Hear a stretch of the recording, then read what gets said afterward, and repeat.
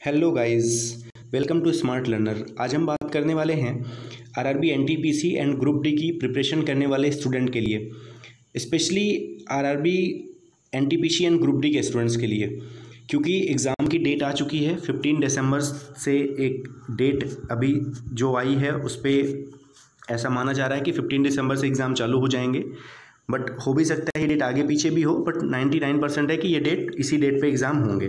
तो आज हम डिस्कस करेंगे कि जो क्वेश्चंस स्टूडेंट के मन में अक्सर उठते हैं कि हम कैसे पढ़ें, कहाँ से पढ़ें और शुरू कहाँ से करें, तो उसके बारे में मैं कुछ एक्सपीरियंस आपको साथ शेयर करना चाहता हूँ।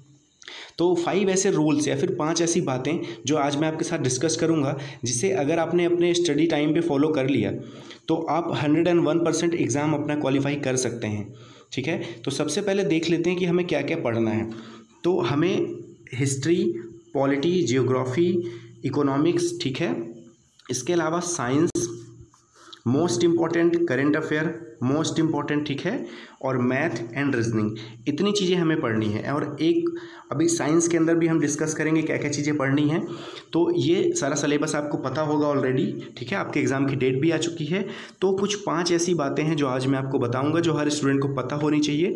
और किसी भी एग्ज़ाम की प्रिपरेशन के पहले आप अगर इस तरीके से अपनी पढ़ाई और अपनी तैयारी करोगे तो 99% चांसेस है कि आप वो एग्ज़ाम क्वालिफाई कर लोगे। ठीक है, तो आइए डिस्कस करते हैं। सबसे पहले हमें करना क्या है, सबसे पहले हमें कोई एक सब्जेक्ट लेना है। सबसे पहले मेन स्टूडेंट्स के मन में क्वेश्चन ये उठता है कि हम शुरू कहाँ से करें, शुरुआत कहाँ से करें।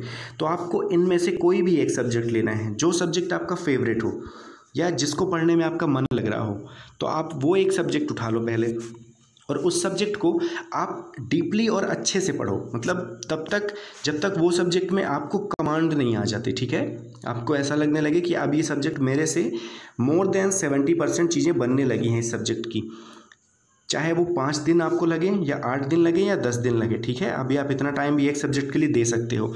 अगर आपने एक सब्जेक्ट के पीछे इतनी मेहनत कर दी और उस सब्जेक्ट में आपने 70 या 80% तक कमांड रख ली, आपके अंदर एक कॉन्फिडेंस डेवलप होगा। अगर आपने एक सब्जेक्ट में कॉन्फिडेंस डेवलप कर लिया, फिर जो सब्जेक्ट आपको टफ लगता है या जिसमें आपको लगता है कि ये सब्जेक्ट मेरा वीक है, आप उस पर भी इजीली कमांड पा सकते हो। क्योंकि अगर एक बार कॉन्फिडेंस आ गया ना, अगर एक बार कॉन्फिडेंस आ गया तो आप इजीली फिर दुनिया की कोई भी चीज़ या कोई भी सब्जेक्ट आप इजीली पढ़ सकते हो, सीख सकते हो, कोई दिक्कत नहीं होगी आपको। तो पहली चीज़ तो ये रहा कि आपको कोई एक सब्जेक्ट पकड़ के चलना है और उस पर अच्छे से अपनी कमांड बनानी है। ठीक है, वो सब्जेक्ट कोई भी हो सकता है। किसी को हिस्ट्री पसंद होगी, किसी को ज्योग्राफी पसंद होगी, किसी को पॉलिटी पसंद होगी, किसी को इकोनॉमी पसंद होगी, किसी को साइंस पसंद होगी, किसी को मैथ, ओके, या किसी को रीजनिंग, वो आपके ऊपर डिपेंड करता है। ठीक है, तो आपको ये पहली चीज़ करनी है। फिर साइंस के अंदर आपको फिजिक्स, ठीक है, फिजिक्स के बाद बायो एंड केमिस्ट्री, तो इन सब्जेक्ट में आपकी जिस सब्जेक्ट में भी कमांड हो, पहले आप उसको पढ़ना स्टार्ट कर सकते हो अगर आप साइंस से शुरू कर रहे हो तो। और second most important, current affairs. Current affairs का वेटेज आप इतना समझ के रखो, रेलवे के किसी भी एग्ज़ाम में मोर देन 70% वेटेज जो होगा जीएस में, ठीक है, जीएस में मोर देन 70%, जीएस जीके या फिर जीए में, जनरल अवेयरनेस में more than 70% questions current affairs के होंगे। तो आप करंट अफेयर को बिल्कुल भी लाइटली नहीं ले सकते।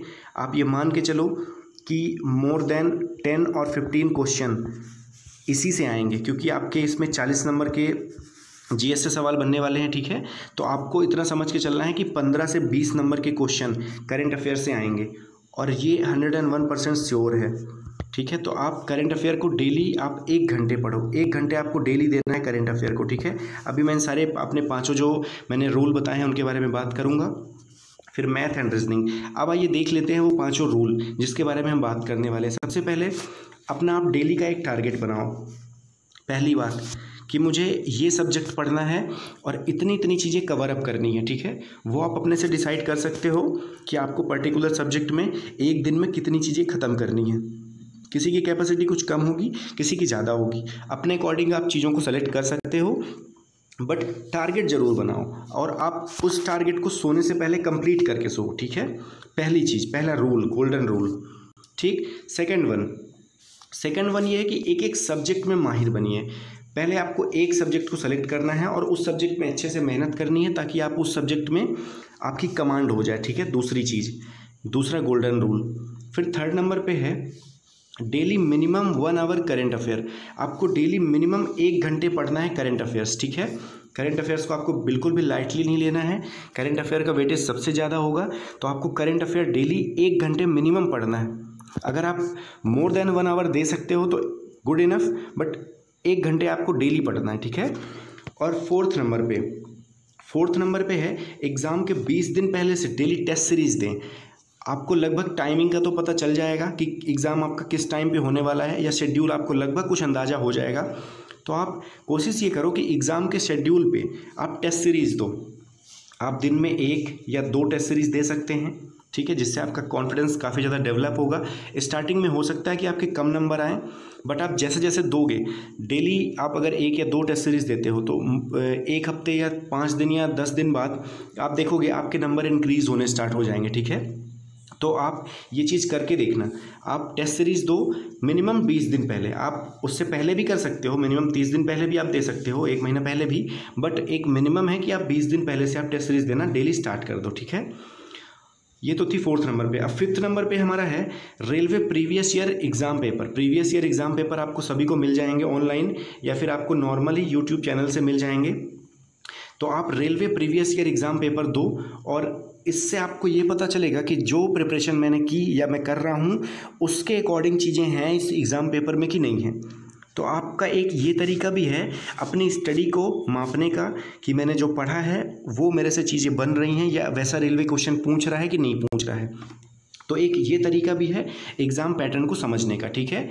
तो ये गोल्डन 5 रूल हैं, 5 गोल्डन रूल हैं, ठीक है। अगर आप इनको अप्लाई करते हो अपनी स्टडी टाइम पे या अपनी स्टडी के दौरान तो 101% आपको इससे प्रॉफिट मिलेगा। फिर नेक्स्ट वन जो मोस्ट इम्पॉर्टेंट है, इसको आपको करना ही है एग्ज़ाम के बाद। आपको ये करना है कि एग्ज़ाम होने के पहले आपको मिनिमम 10 टाइम रिवीजन देना है अपनी स्टडी को। आप अगर 10 टाइम रिवीजन कर लेते हो किसी भी सब्जेक्ट का, आपको पर्टिकुलर हर सब्जेक्ट का कम से कम 10 बार रिवीजन करना है, चाहे वो हिस्ट्री हो, पॉलिटी हो, जियोग्राफी हो, इकोनॉमी हो, साइंस हो या करंट अफेयर हो।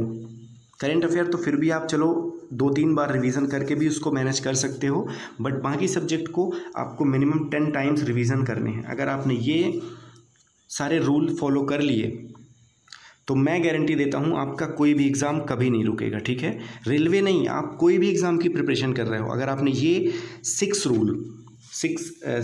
नंबर का रूल ये था, तो अगर आप ये 6 रूल अगर आप फॉलो कर लेते हो अपनी स्टडी टाइम पे तो 101% आपके एग्ज़ाम क्वालिफाई होंगे।